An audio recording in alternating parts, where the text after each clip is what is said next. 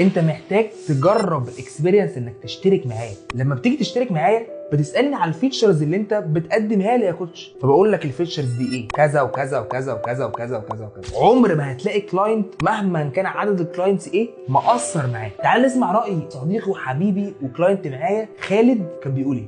كابتن مانا بجد يعني فاهم دارس عارف هو بيقول لك ايه. اول حاجه المتابعه، الراجل ده كان بيرد عليك في اقل من يوم، اقل كمان من 12 ساعه كان بيكون رادد عليك. تاني حاجه الاكل، اي حاجه هو بيديك اوبشنز واختيارات على حسب قدراتك الماديه وعلى حسب ظروفك. في تمرين بيتعبك او بيوجع لك جسمك.